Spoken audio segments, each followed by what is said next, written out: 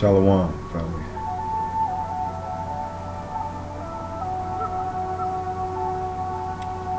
Shalom, shalom, shalom.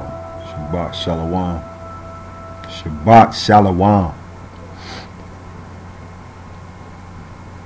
As you can see, we looking here. We're actually looking at the only three copies left in the world.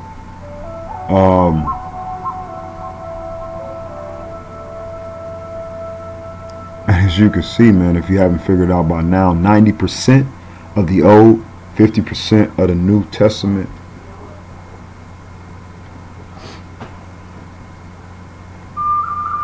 was taken out of the Bible during slave times. So what we see in the Bible today, or in your Torah today, wasn't there a long time ago.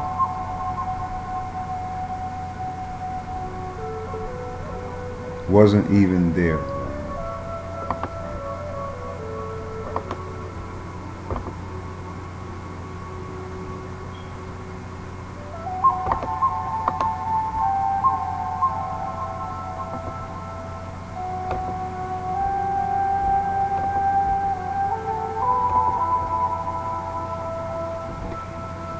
So as you can see, this is the actual museum, man,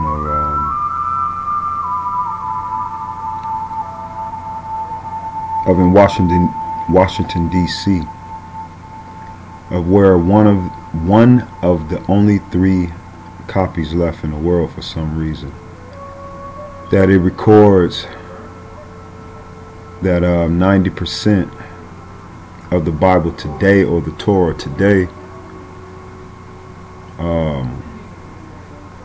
wasn't in it during the time of slavery. So I guess you could see that's how I guess that you can see why most of us don't adhere to the Torah today.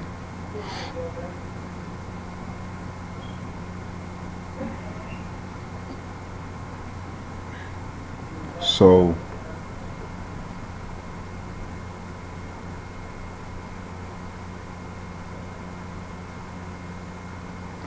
not for maybe 100 years, or maybe half of that, because we know in 1778,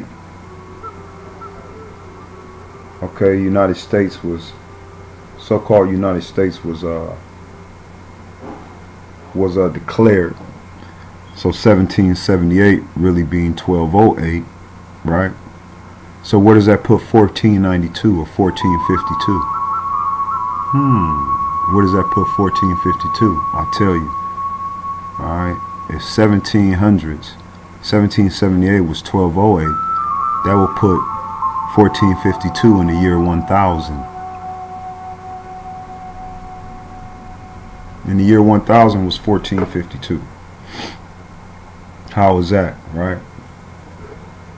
Because if 1208 is 1778, 1492 or 1452, that's the fake date. That's the fake timeline.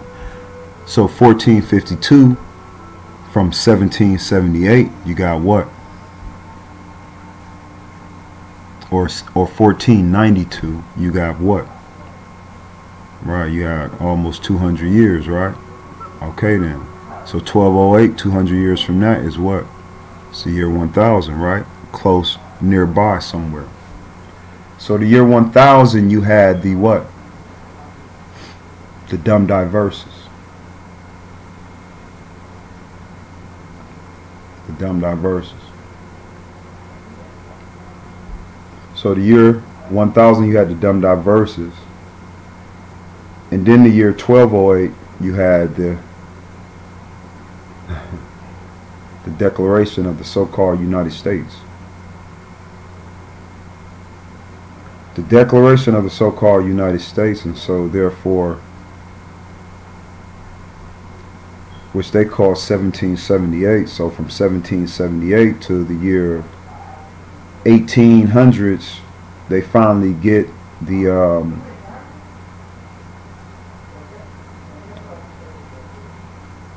how should I say this? They finally get the information of our ancestors. Our ancestors finally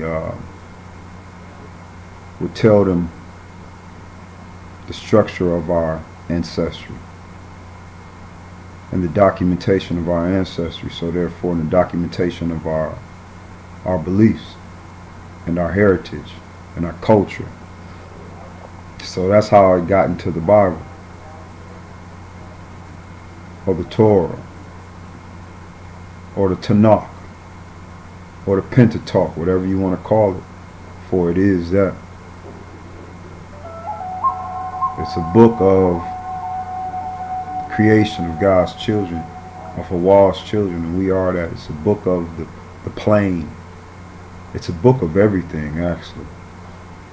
Everything.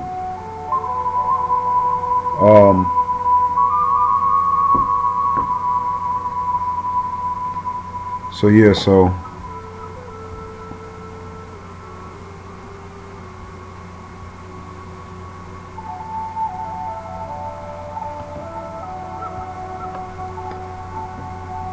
from the history, his story, the so-called slave Bible told of Joseph's enslavement, right? But left out the parts where Moses led Israel to freedom. Left out your Exodus, left out our Exodus, right? Or in Exodus 21, where it's the fair treatment of slaves. Left that out too, huh? When slavery was legal, its proponents often justified it with the Bible, specifically a verse that tells servants to obey their masters. There were also a lot of verses that abolitionists could and did not use to argue against slavery. That was in your Torah, right? But you wouldn't find those in a heavily redacted slave Bible, right? So then the slave Bible didn't even have it in there. Yeah. Most of the Old Testament was missing, and only about half of the New Testament remains. The reason, so that the enslaved Ame'rican and the Caribbeans, right? But let's say that the enslaved African and American, right? Because before it was Europe, it was what you would call Africa. So let's say the American, the Ame'rican, and the African, Afro-Can, right? In the Caribbeans, islands of Jamaica and Barbados and Antigua could read or be read anything that might incite them to rebel, right? Rebel.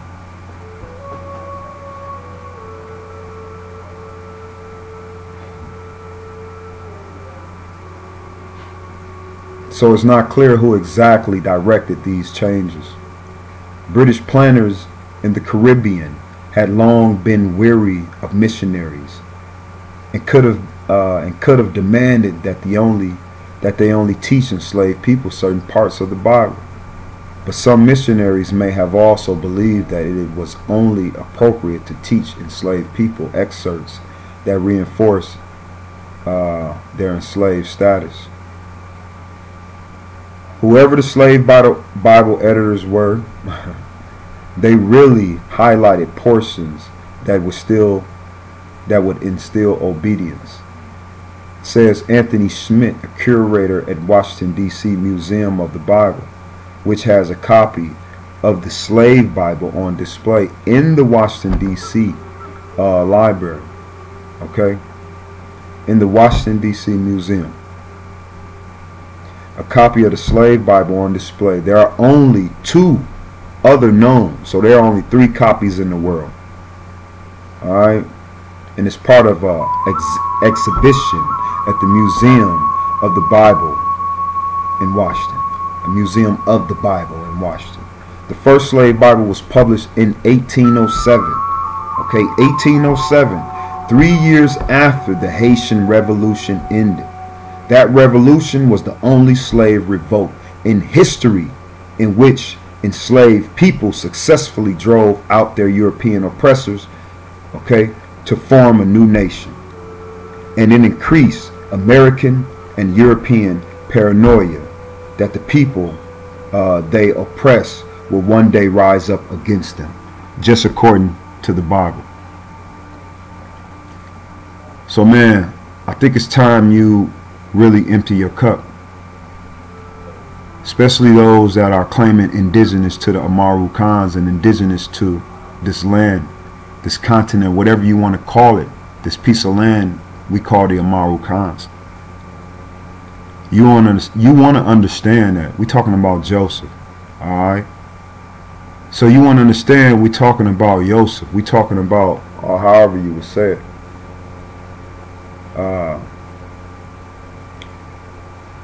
But you got to understand that we're talking about the Ame'ricans.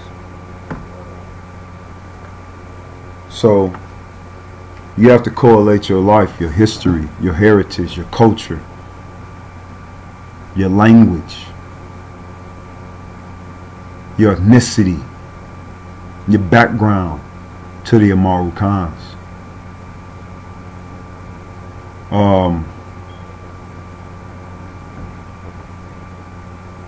So let's check out some other information. I want to check this video out once. Lisa, this one actually came on the news. Which news? I don't know. We're about to see. So okay, this is on NBC. Okay, the slave Bible removed passages to instill obedience and uphold slavery. All right, let's check it out.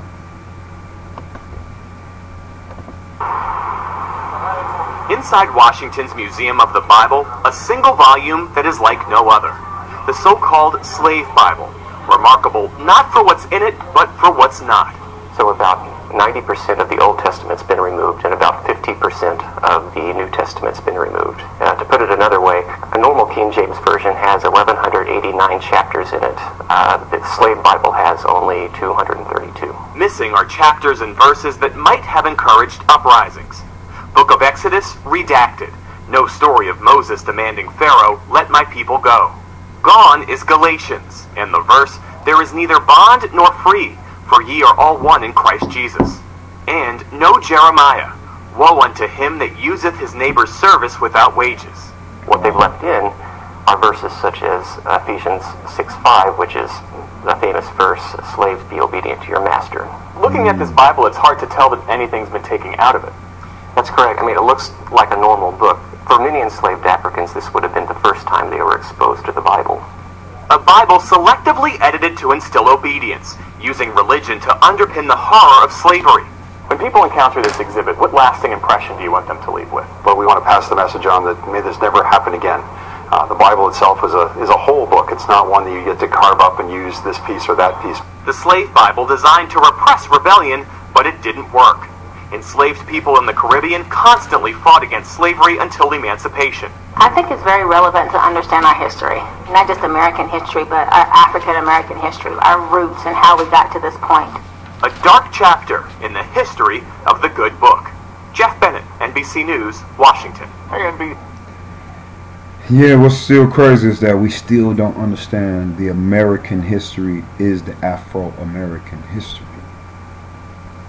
Our Ame'rican history is our African history. That's what we failing to realize. But I mean, we just got to keep pounding the pavement, man. We just got to keep pounding the pavement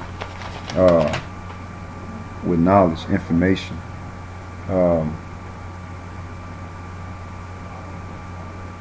So it said that basically Exodus wasn't even in our book. So when we talk about Exodus, hold on one second.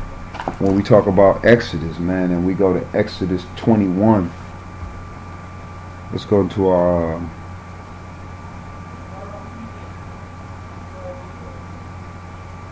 okay, let's go to our sword. We don't even have to talk about the prophecies as far as which we prophecies on which what will happen to our enemy.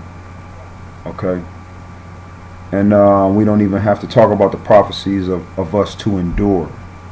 Okay. Meaning endure the law. Endure the law until the new covenant. And see, most people, okay, most brothers and sisters don't realize that they're thinking that the new covenant is with when Yahushua, you don't have to keep the laws. They think the new covenant is we're in the new covenant now where you don't have to keep the laws, and that's totally incorrect. And we'll get into that too, because you think the new covenant, basically we don't have to keep any laws in Exodus. And you think that you're actually saved right now because of the new covenant, because of a new covenant. For it is so that is not the new covenant yet. For the new covenant is, we won't need the Torah because it'll be on our hearts. It'll be on us inwardly, and we won't even need it. And we'll be in the new land. We'll be in our land. Okay, and you know, if someone could walk up to you now, or where you hear your brother or someone is died to violence, and there's still police brutality, and there's still, how can you say that you're in the new covenant? Like, it doesn't make sense. It's chaotic. So that's what we have to get to understand, is that the new covenant has not came yet. So therefore it hasn't been fulfilled. And that's what I'm talking to you about, your prophecy. To unite, to unify. For us to go into our new covenant. You understand? Do you understand? Alright, so let's go to so as you know, our brothers and sisters, we have to endure, right? We have to endure. We have to stick to the commandments. We have to stick to the Shabbat. Okay, we have to observe the Shabbat. We have to observe the Passover. We have to stick to our commandments. Okay? And you know, and someone from Judah died for that. You understand that? Died for our sins to be able to stick to the commandments. Alright. And we'll get into that. But let's go to Exodus. As we can find in Exodus. Let's hurry up, because we don't know when our Enoch is going to cut off, man. Got to put it back in the shop. Been having technical difficulties, but you know, we okay, man, because we moving forward, right? Exodus, I'm tripping. Let's go to Exodus. We'll go to 21. Alright, 21, law about slaves. Alright, 21 and 1. Now these are the judgments which thou shalt set before them. Okay? Alright, so now let's see if it says about perpetual slavery. If thou buy a Hebrew slave, okay? First of all, these are the regulations you must present to Israel. Okay, if thou buy a Hebrew servant, 6 years he shall serve, and in 7 he shall go out free from nothing. Okay, if he came in and by himself, he shall go out by himself. All right, so it's talking about just if you buy a Hebrew slave, he may serve no more than 6 years. Okay, set him free in the 7th year, and he will owe you nothing. He will owe you nothing. So we can see that didn't happen, right? 6 years in slavery? Nah, man, you slaved the whole family. Okay, all right, you know, all right. But it's cool, though, because everything was prophecy, right? Everything was prophecy. Everything was prophecy, even what our enemy done. What, let's say, even what you overdone in the midst of our slavery. Okay, so as you can see, and then we could go to let me see,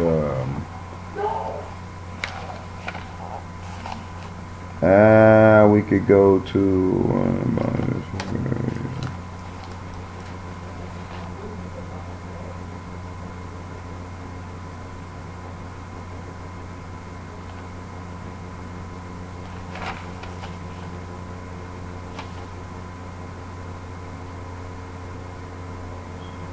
okay, So now, as you can see in Hebrews, let's go over to Hebrews, because that actually, you know, talks about what I was saying about this new covenant, this rest. Because people, our brothers and sisters, would like to say that about this rest. Like I was speaking to a minister the other day, and he was talking about when I was speaking about how Yeshua wanted us to follow Yeshua is to follow the laws, and the fourth commandment is to observe the Shabbat, right? Because a lot of us don't do that. What he was talking about, about the new commandment, or the commandment of love. The commandment of love, which entails the law. So you still got to follow the law. It's just a different word of saying it. But what he was saying is about a commandment of love, or something like that, where he was just trying to go around the fact. But at the end of the day, he said, you know what, brother, you are right. Okay, because there's no way around. You know, we must, if you're following Yeshua, you have to follow the laws. There's no way around it. Okay, so, but as far as the new covenant, because y'all think that the new covenant is the covenant of love, to where all you have to do is have faith, which you do have to have faith in God, and have faith in Yeshua, and you have to have faith in the Judean people. Okay, so that's totally true.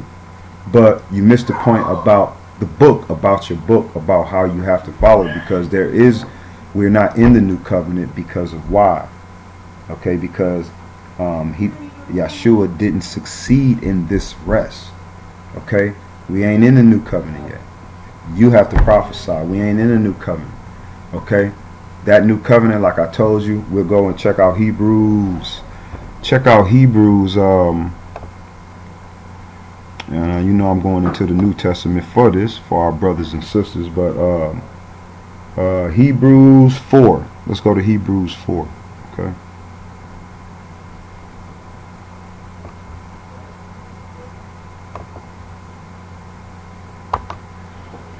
All right, Hebrews 4 and 8.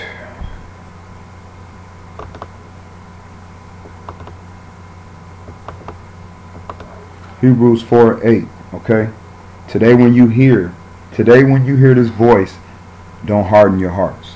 Okay, so it says, now if Joshua had succeeded in giving them this rest, God would not have spoken about another day of rest still to come. Okay, that's what we talk about, the new covenant. All right, hold up. Day of rest still to come, still waiting for the people of God. This is in Hebrews 4. Okay, still waiting for the people of God.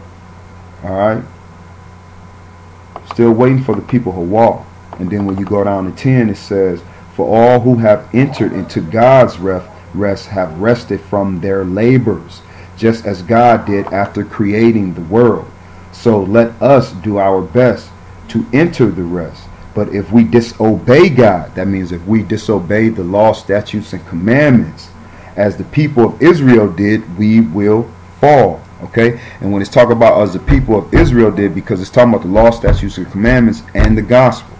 Okay, because you were taught the gospel, for you would preach the gospel in the wilderness. All right, you would preach the gospel in the wilderness, and we didn't listen. And we're not talking about you was preach the gospel of the slave Bible. No, you were taught the gospel in the wilderness, and we didn't obey, and that's why we were killed in the wilderness by Ahchwa. Okay, so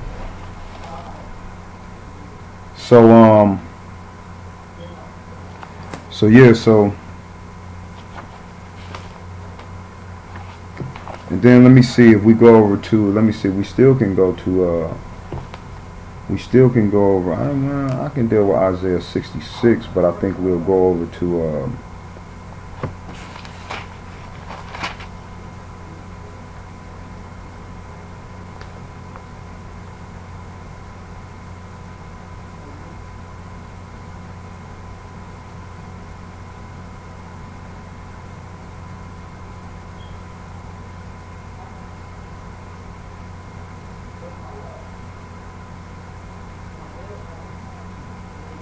Alright, so look. So Isaiah, I just want to go over this too real quick, because over in Isaiah 66, alright, it says also, let's go to Isaiah 66. All right, let's go down to, might as well go right here. All right.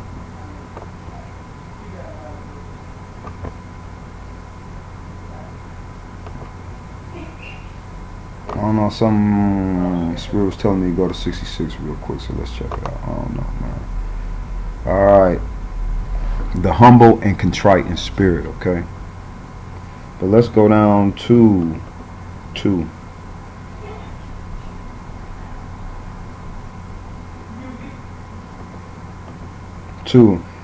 And 2 says that I will bless those who have humble, okay, and contrite hearts. Okay.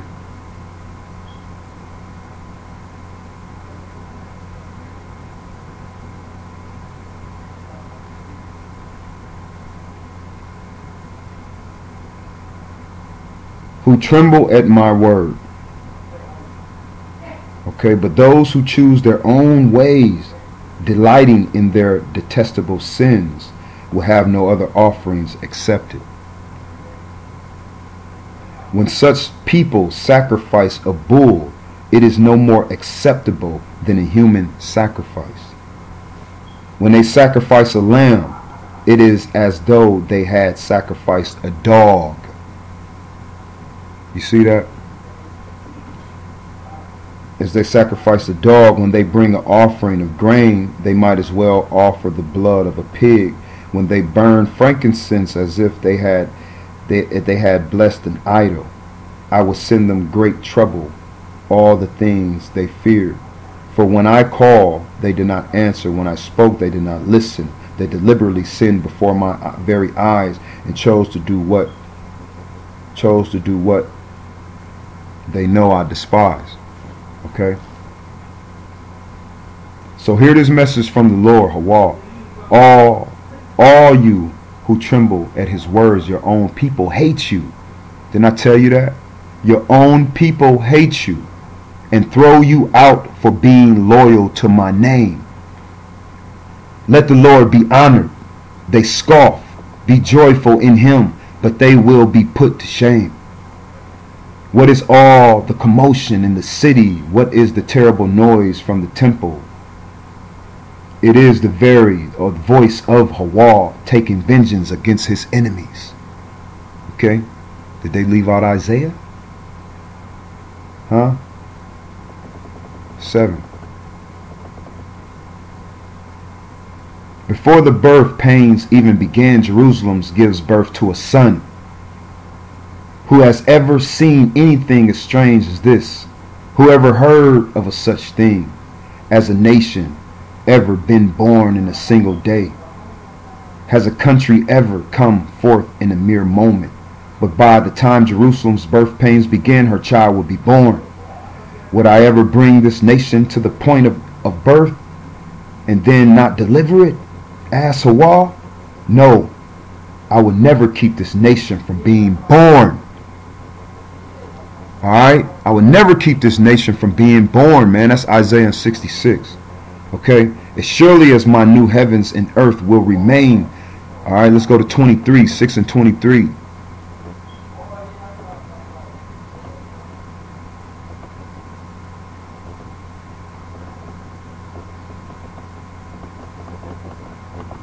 Hold up 1 second. That's Isaiah 66. Let's go down to 23. So 23 says, as surely as my new heavens and earth will remain, so will you always be my people, with a name that will never disappear, says Ahchwa.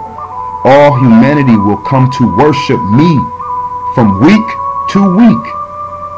And as they go out, they will see the dead bodies of those who have rebelled against me. Okay? He said from week to week. What is that? That's the Sabbath. That's the Shabbat. Okay? He said all humanity will come to worship me from week to week and from month to month. As they go out, they will see the dead bodies of those who have rebelled against me. For the worms that devour them will never die, and the fire that burns them will never go out. All who passes by will view them with utter horror. Okay?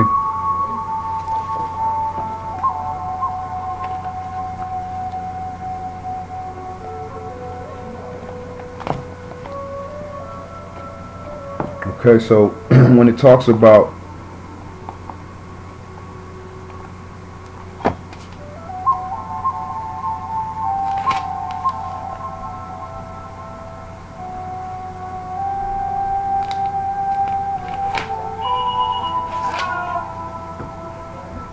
hey. So yeah, I want to go into Matthew. Let's go to Matthew 21. Let's go back to Matthew 21. Okay. Let's go to Matthew 21. We just brimming through some verses that we know weren't in the weren't in the slave Bible. Okay. So yeah, I mean, y'all do your research on that. You get your drops on that. We should be seeing more drop about that too, because it's just puzzles that's coming together. Remember Daniel. All right, if you read the book of Daniel, remember Daniel was to close up the books. So a lot of things that we were to see, we weren't supposed to even understand. Okay, so that's what when you go to Matthew 21 and 43. All right, let's go to 21 and 43.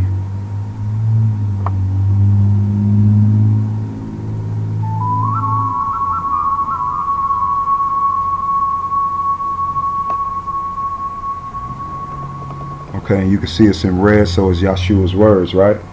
So Matthew 21 and 43. I'm on the right one. Okay, so it says, I tell you, the kingdom of Ahchwa will be taken away from you and given to a nation that will produce the proper fruit. Anyone who stumbles over that stone will be broken to pieces, and it will crush anyone it falls on. Okay, when the leading priests and the Pharisees heard this parable, they realized he was telling the story against them. Okay, this is against the Pharisees. Okay, they realized he was telling the story against them. They were the wicked farmers. Okay, they wanted to arrest him, but they were afraid of the crowds who would consider Yahshua to be a prophet. Okay, so Yahshua was talking to the Pharisees, okay, telling them that someone would take over a nation who's, I mean, you get it. You understand everything that's going down in this times. You putting it together. You understand Israel and Jacob and Judah, okay? You understand. Okay, so when you go over to 24, all right, Yahshua foretells the future.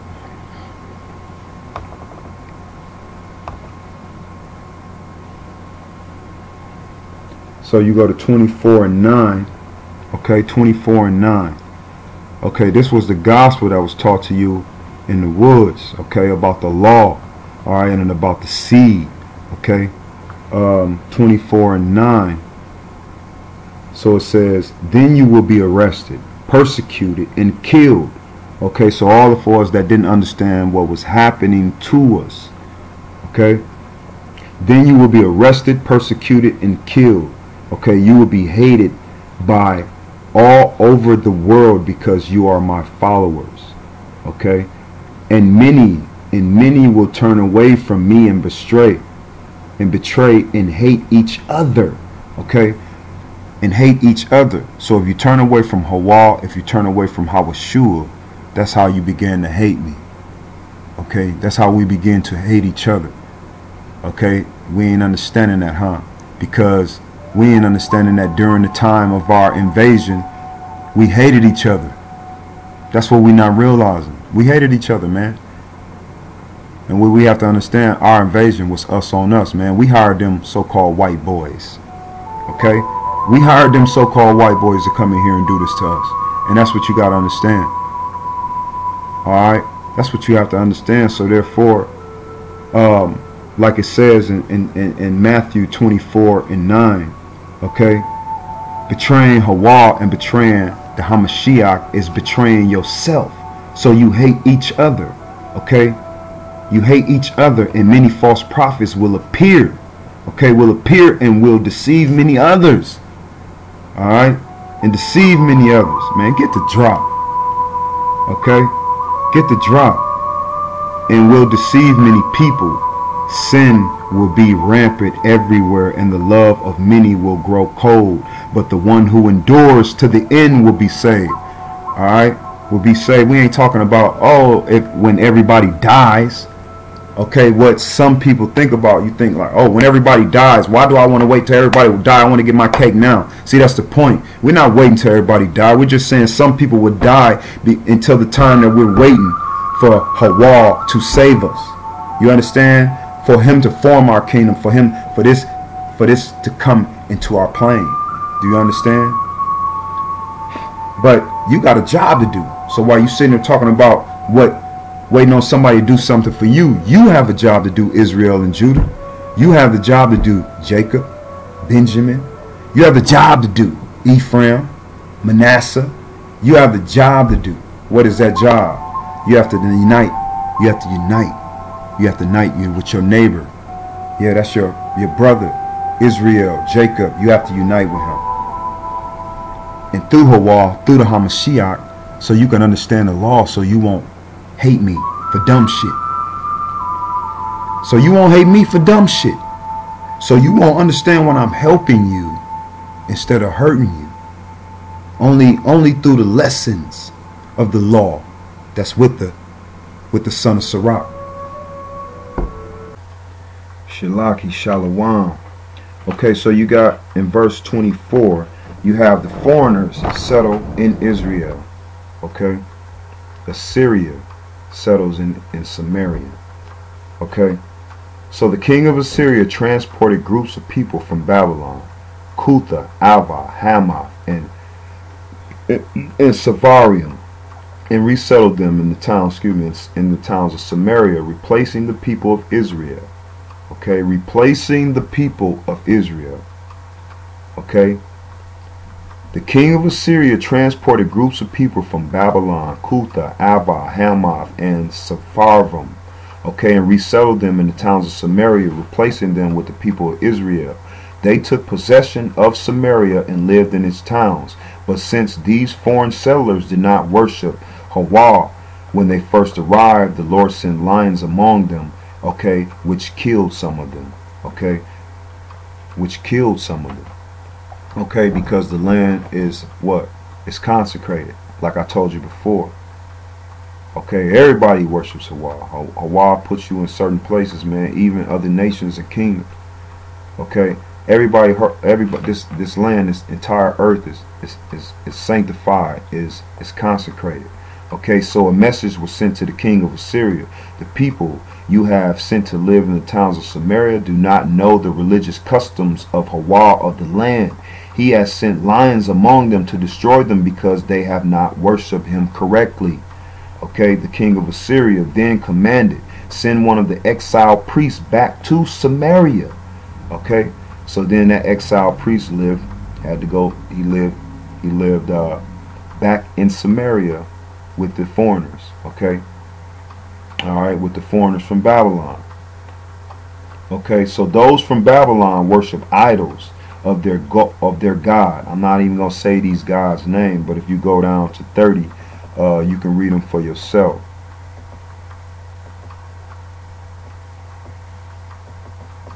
Okay, you can read them for yourself. So the men of Babylon worship their idols. Okay, those from Cutha worship their idols, and those from Hamath worship their idols. The Avites worship their idols, and the people of Sepharvaim even burn their own children as sacrifices to their gods. Okay, so these new residents worship Ahchwa, right? But they also appointed from among them all sorts of people as priests to offer sacrifices to their place of worship, and though they worship the Lord, they continue to follow their own gods according to religious customs of the nations from which they came. Okay, and this is still going on today. Okay, I just think maybe they're talking about they didn't hurt each other or whatnot. Okay, they, but they still worship the idols, and that still goes on to this day. Okay, so For the Lord had made a covenant, right? So the Lord, they continue to follow, but the Lord had made a covenant with the descendants of Jacob and commanded them, do not worship any other gods or bow down before them or serve them or offer sacrifice to them, but worship only Ahchwa, who brought you out of Egypt with great strength and a powerful arm. Bow down to him alone and offer sacrifices only to him. Okay? Be careful all times and obey my decrees, regulations, instructions, and commands that he wrote for you. Okay? Alright, so basically, so Israel was exiled, okay? Exiled to Assyria. And like we said, this didn't have to be across the waters. It could have been just a couple miles away, because there was other nations in the land also, okay, as we can see. So some of these trips were just overnight, okay. So there was nations in other lands in the Americas, okay. So but don't get it twisted, you have descendants spread it out all over, so it happened in every way, okay. So then so now we got only Judah left, okay? Only Judah left. And so let's go to 18. So now we got just Judah left, okay? Now you got to understand that this is happening, okay? You have to translate this, okay? Sooner or later, this has to be translated, okay? We're just starting, but this is a translation to your descendants, okay, in the Ame'ricans, in the Hebrews all over. This is a translation of what happened, right? You were exiled, right? Like y'all, we like to forget, we like to forget and think that, we ain't at the bottom, physically and mentally. We like to forget, that the Negro in America, is lost from his tribe. Is lost from his tribe, is lost from his nation. Okay, so that's what we have to understand. Now we all have to be humble to this and try to understand where we at this specific point in time. Okay, because right now in 2 Kings 18, Israel is exiled to Assyria. Okay, and it's a race swap. Okay, it's a race swap in the lands of Israel. Okay. All right, and they have to send other priests. They have to send the priests of Samaria down here to come down to come back to Samaria to teach these people how to worship Ahchwa. So now you got only left is Judah. Hezekiah rules in Judah. Okay, in 18.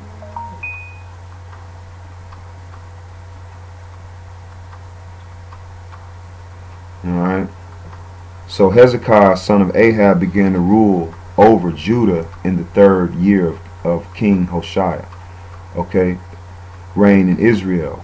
Okay, let's get down to. He removed the pagan shrines, smashed the sacred pillars. He cut down the Asherah poles. He broke up the bronze serpent poles that Moses had made, because the people of Israel had been offering sacrifices to it. Okay, the bronze serpent was called Nehushtan. Okay, so he tore down all that.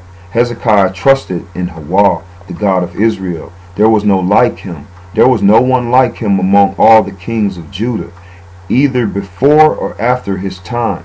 He remained faithful to the Lord in everything, and he carefully obeyed all the commands that the Lord had given Moses. Okay, so Ahchwa was with him, and Hezekiah was successful in everything he did. He revolted against the king of Assyria and refused to pay him tribute. He also conquered the Philistines and far distant at Gaza and its territory, from their smallest outposts to their largest walled city.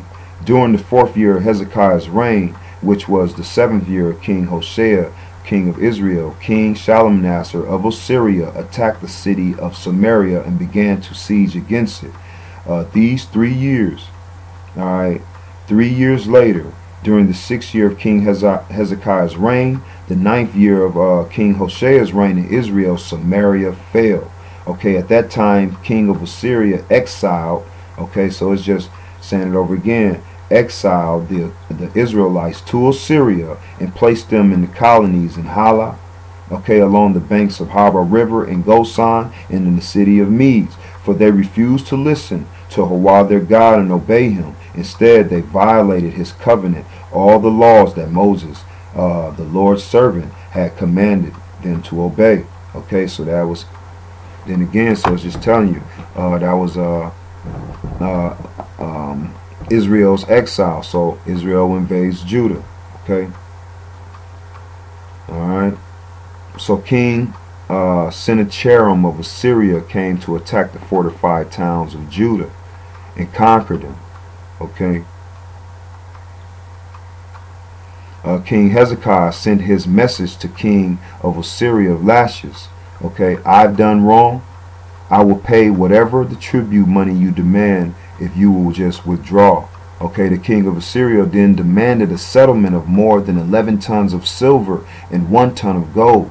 To gather this amount, King Hezekiah used all the silver stored in the temple of the Lord and in the palace treasury. Hezekiah even stripped the gold from the doors of the Lord's temples and from the doorposts he had overlaid with gold, and he gave it all to the Assyrian kings. Okay, so you go down to 17. We in 1817.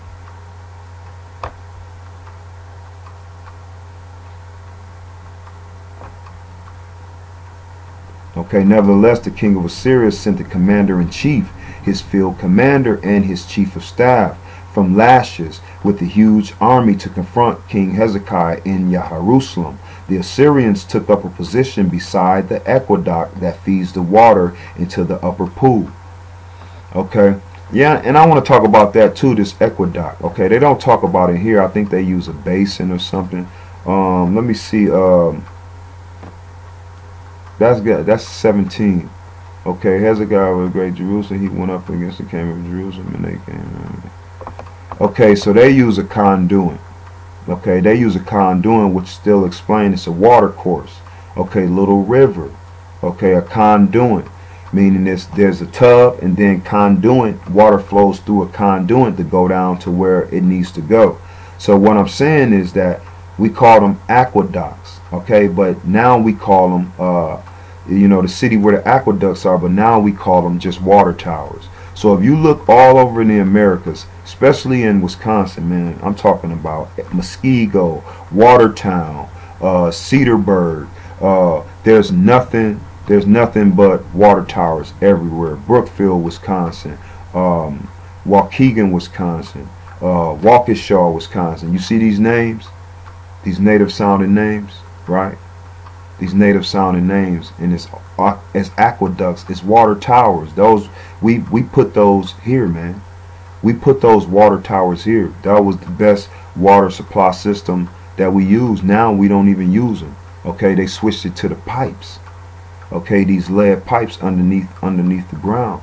But you can see right here, okay, aqueducts that feeds the water into the upper pool. Okay, so that's a water tower.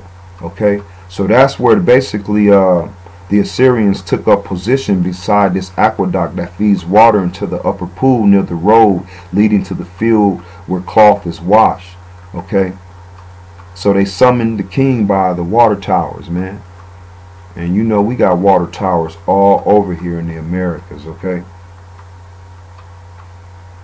so Sennacherib, basically he's threatened Jerusalem about what he gonna do, because you gotta understand, to these Assyrian nations, Jerusalem always had small nations compared to them.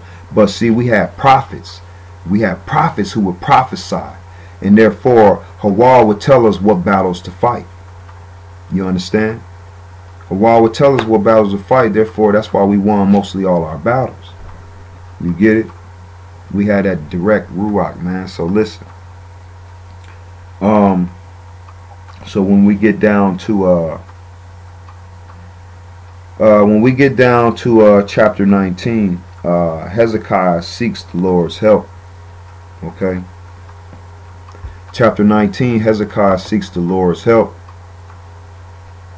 Okay, when Hezekiah heard their report from the Assyrians, he tore his clothes off and put on burlap and went into the temple of the Lord. Now, you know what happens when we do that, right? You know what happens when we do that? Hawal listens, okay? And that's when Isaiah the prophet comes in, okay? Isaiah the prophet in 2 Kings, okay, in 19. Okay, after King, now go down to 5.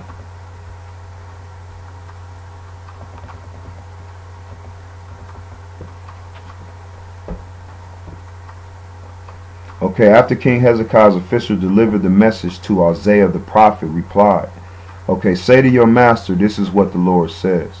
Okay, do not be disturbed by his blasphemous speech against me from the Assyrian messengers. Listen, I myself will move against him, and the king will receive a message that he is needed home. So he will return to his land where I will have him killed by a sword. So as you can see, the Most High Hawa was not ready for us to give up our kingdom yet. Okay, he wasn't ready, so he brought prophecy against Shalmaneser, or you can call him, you know, whatever you like, Sennacherib, and he whooped their butts, right? Okay, so Isaiah had predicted Judah's deliverance. Okay, he had predicted Judah's deliverance. Okay, and so then we could go over to chapter 20. Okay, go over to chapter 20, because then Hezekiah's sickness had failed, right? And so around that time Hezekiah became deadly ill. The prophet Isaiah, son of Amos, went to visit him. He gave the king this message. This is what the Lord says: set up your affairs in order, you are about to die. Okay, you will not recover from this illness. That's the beautiful thing about our prophets, man. We always did that Nostradamus thing, always foretold what was going to happen beforehand. We even told what the other kings were talking about and doing, and related to our kings of Israel. So it was a beautiful thing. Okay. Okay, so envoys from Babylon come, right?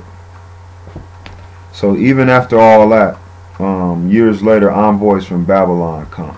When you go down to 20 and 12.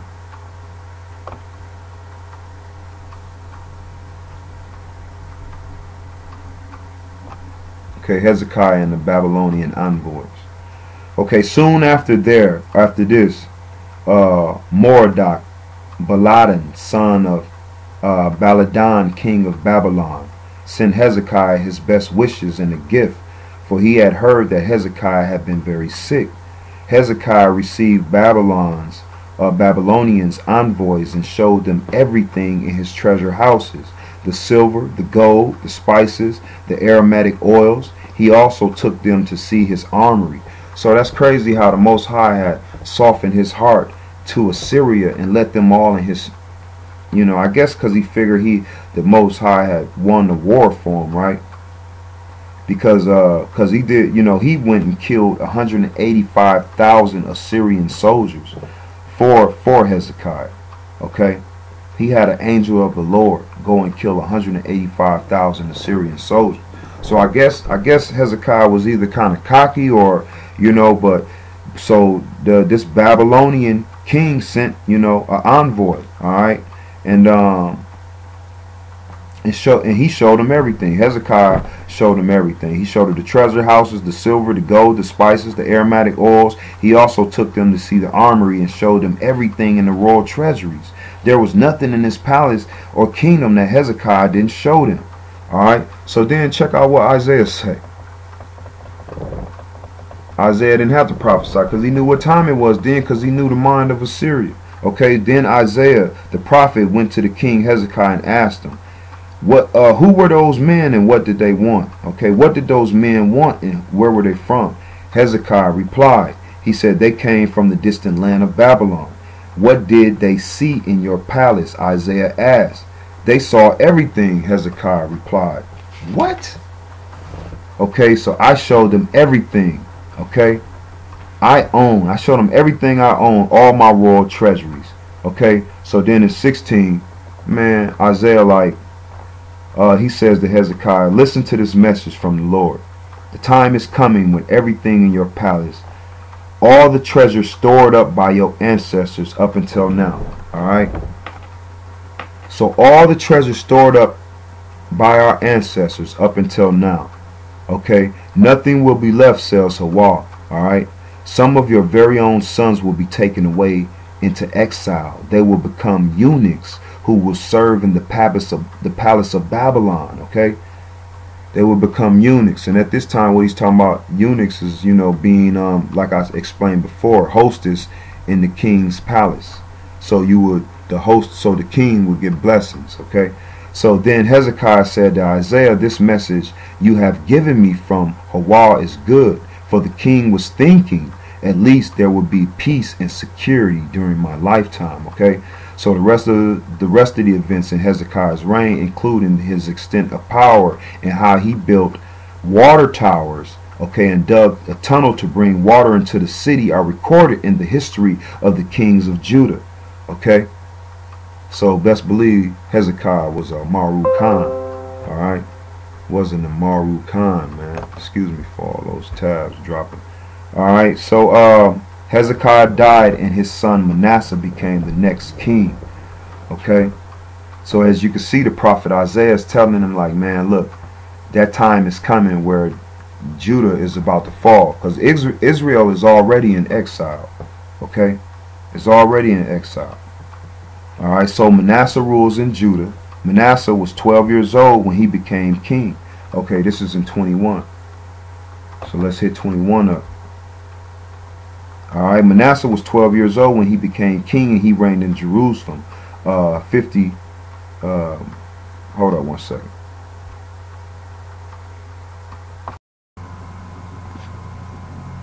Ba Hashem Abba Hawa Yahushua HaMashiach. Your moral fiber is the more your fire. Your moral fiber is the more your fire. Ba Hashem. The more, you know what I'm saying? And the Bible says something. The Bible says somebody, a foundation that can withstand. The more your fire lit, the more, you know what I'm saying? And the Bible says something. The Bible says somebody, a foundation that can withstand fire. Ooh, you be the stone that the builders reject. That's what he's talking about. You know what I'm saying? That fire that's lit within to receive all the knowledge. It all. And I did that. That's kind of like my main. I remember since I was little, bro. That's the main thing that, you know what I'm saying, that kept me on my path. You know what I'm saying? How I feel. And when he say that, that's Shekinah. That's Hebrew. Shekinah means the heart, right? Like people see. That's why it's like when you just speak of the heart alone, you can't, because then it becomes wicked. Like, you know, your girl make you mad, she fuck you up, she go cheat on you, now your heart broke, now you want to kill somebody. So you know what I'm saying? The heart alone is wicked, but the heart is very important. The heart is connected to every organ. Remember those 11 things he talking about? Yeah. Your heart is connected to those 11 things, which is your mother and father. You know what I'm saying? And so it's connected to all the other angels. So you have air. How are you breathing? Deep breaths. That's one of those 11. You know what I'm saying? The air, the dirt, which is the earth. That's what your skin is made out of. The fire is in the water. The water is very important. That's how you get all the poison out of you. It's by the water. Look at the water he just ate in that orange. You know what I'm saying? Is that why they say drink a lot of water all the time? You feel your body. Water is your ruach. You know what THC is? The chemical that's in. Oh, what is THC? Because I heard that was dope. Water. Is that water? No, I'm saying I don't know about marijuana. Oh, okay. Because I'm like, man, that's the acronym. Like when you think of water, we think of the acronym THC. H2O. In science, it's H2O. With the healing component, which is water. It's real. It is. The healing component is water. You have an angel of water. The healing component for any disease is those 4 elements that he just named. That's the cross. What is it for? Water, dirt, Earth, water, earth, air, and fire. fire. Those are your 4 cardinals. That's why I want to get him into those, even though he know them, but to be able to study them, you know what I'm saying? To be able to see the other words that the Most High want him to see, and to give him a transfiguration, you know what I'm saying? Like, that's why the scriptures is real cold, because you going to be able to read that book and see what nobody has ever seen. You know what I'm saying? You're looking in doubt, but it's levels to this shit. You know what I'm saying? Like, even when, because you feel like, that's a motherfucker that gave you that book and blah, blah, blah, but you know better than that. You know, the biblos out of those books are ancient, and they that's put it in the books. Did was something, like when I was reading the Bible, and it's a lot of stuff that I pick up, and I see it, and I'm like, you know what I'm saying? Jesus died on the cross, and he was born in where? Bethlehem, you know what I'm saying? And then in astrology they say the belly is where your seed is born, you know what I'm saying? And that seed is called Oculus Felix, you know what I'm saying? In astrology, but in the Bible it's Jesus, you know what I'm saying? And that seed rises up, is born, rises up all the way into the 33rd, to 33. From the Melku. And then he died, he lay in his chamber for 3 days, and then that seed is rises up again, and the pituitary gland hits another gland, and it activates all your dominant brain cells. Right. You know what I'm saying? When you can become knowledgeable about certain things. Yeah. And that's why I took that, and I took that from a Bible, from Jesus' perspective, and I was like, damn. You got it. You know what I'm saying? You got it. Jesus being 33, having 12 members, that's all got to do with your DNA. Your 12 DNA strands is all. So when you know how many strands we have right now? Hopefully I'm at 11. They say we at 2. Yeah. America's at 2 and 3. What you think the lost 10 tribes? The lost 10 tribes. Lost 10 tribes is your lost 10 DNA strands. This shit cold, man. The China people. This shit cold. China people, nigga, they had like 9. Nigga, the China, I'm telling you. The Sinner people. Like 9, bro. Man. They wise because they, you know, let me tell you, another reason why it's easier for China, because your body got chakras, but we're in the lowest chakras. They in the highest chakras right now. Cool. You know what I'm saying? Those mountains and stuff, there's a more peaceful environment than this right here. This is like, our environment is like a Cancer's environment. You know what I'm saying? Yeah. They're in the alkaline environment. I've been telling Cuz that.